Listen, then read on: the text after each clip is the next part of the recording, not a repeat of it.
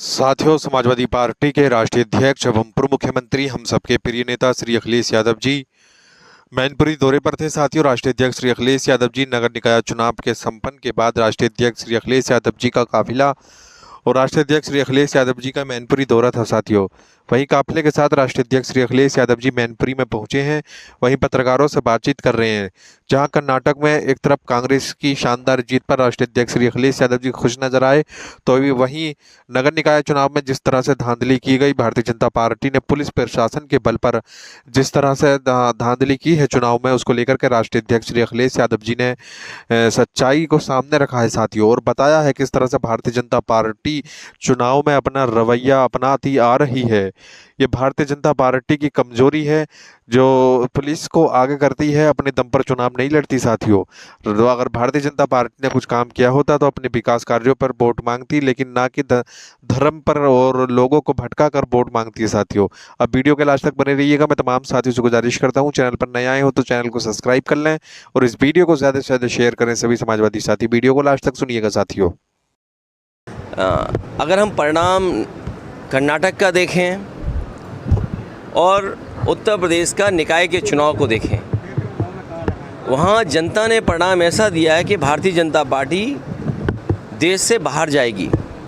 और जो निकाय चुनाव में थे, अधिकारियों ने अगर बेईमानी न की होती और जिस तरीके से जगह जगह से सूचनाएं मिल रही हैं, अधिकारी खुलेआम हस्तक्षेप कर रहे थे, वोटर लिस्ट से लेकर के सरकारी कर्मचारियों का व्यवहार और सरकार का दबाव, ये बता रहा है कि आने वाले समय में भारतीय जनता पार्टी न केवल जहां कर्नाटक से साफ़ हुई है, उत्तर प्रदेश या अन्य राज्यों से भी भारतीय जनता पार्टी का सफाया होगा।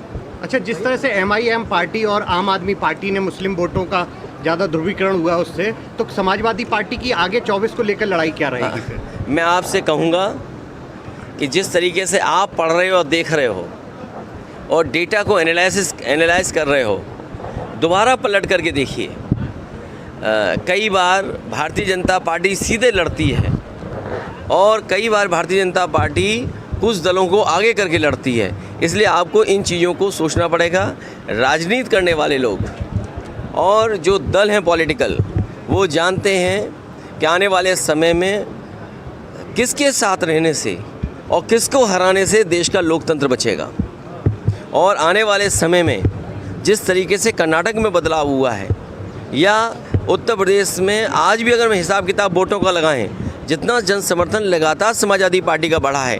अगर हम मेयर के चुनाव का देखें, पिछले चुनाव से तुलना करें तो वोट बढ़ा है और कितना परसेंटेज बढ़ा है आपने देखा है। उसी तरह नगर पालिका में परसेंटेज बढ़ी है वोटों की, टाउन एरिया में परसेंटेज वोट बढ़ी है। तो अगर हम शहरों में बढ़ रहे हैं और गाँव में जो हमारी पार्टी का बेस पहले से इंटैक्ट है, तो भारतीय जनता पार्टी बेईमानी नहीं करेगी तो सफाया होगा। जिस तरह से मोदी सरकार के 9 वर्ष पूरे हो रहे हैं, उसके उपलक्ष्य में पूरे देश प्रदेश में कार्यक्रम करने जा रही, जनसभाएं करके लोगों को नीतियां बताई जा रही। देखिए, 9 वर्ष में 9 महीने में ये वो संख्या है जिससे कुछ बदलाव दिखता है। 9 महीने एक नया जीवन मिल जाता है। ये 9 वर्ष की उपलब्धि बता रहे हैं। इनसे बताओ कि जो बुनियादी सवाल थे वो वही के वही हैं कि नहीं है। महंगाई चरम सीमा पर है, क्या बेरोजगारी चरम सीमा पर नहीं है? और फिर अधिकारियों का कितना पॉलिटिसाइज़ करोगे आप? जो पार्टी अपने आप को ये कहती थी कि हम अधिकारियों को पॉलिटिसाइज़ नहीं करते, अधिकारी बड़ी संख्या में भारतीय जनता पार्टी के कार्यकर्ता बनकर के काम कर रहे हैं। तो क्या लग रहा है कि जनता की समस्याओं को लेकर खड़े उतर पाए सरकार? देखिए, आपको याद होगा धुएं के लिए सुप्रीम कोर्ट को हस्तक्षेप करना पड़ा और इस देश के वो प्रधानमंत्री हैं या वो बीजेपी है जिसने सबसे ज़्यादा झाड़ू उठाया। और आज हम डीजल पेट्रोल जो ख़रीदते हैं उसमें सब में स्वच्छ भारत के लिए अब सेस लगता है।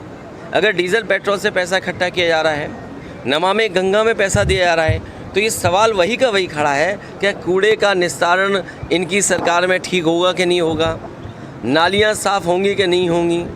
तो शहरी समस्या अलग हैं, हमारे किसान की समस्या अलग है। किसान की कोई गेहूँ खरीद नहीं हुई, जैसी की जो महंगाई थी वैसी दिख रही है, जो तकलीफ है वैसी दिख रही है। तो क्या बदला है 9 साल में? तो 24 को लेकर अब क्या तैयारियां पार्टी करने जा रही है, चूँकि राष्ट्रीय लेवल पर सब अब एक होने की तैयारी जो हो रही है? तैयारी ये करनी है कि आपके चैनलों से बचा जाए एक आखिरी सवाल ये है, जिस तरह और आपके प्रचार से बचा जाए। जिस तरह से बीजेपी पूरे प्रदेश में जहाँ जहाँ सीटें हारी हैं, उनको लेकर समीक्षा कर रही है और वहाँ के सांसद विधायक उसमें रिपोर्ट कार्ड मांग रही है, आखिर हारी क्यों? उन्हें समीक्षा इस बात की करनी चाहिए थी कि उन्होंने कितने अधिकारियों से बेईमानी कराई। सहारनपुर में एक अधिकारी ने निष्पक्ष होकर के उसका रिज़ल्ट दे दिया, तो उसे शंटिंग कर दी, उसे छुट्टी भेजने की तैयारी है। और तमाम अधिकारी ऐसे हैं जो बीजेपी के लिए काम करते रहे, काउंटिंग से लेकर के काउंटिंग के बाहर स्थलों पे। और पत्रकार साथियों, आप सब वो बातें जानते हो, क्या छिपाया आपसे।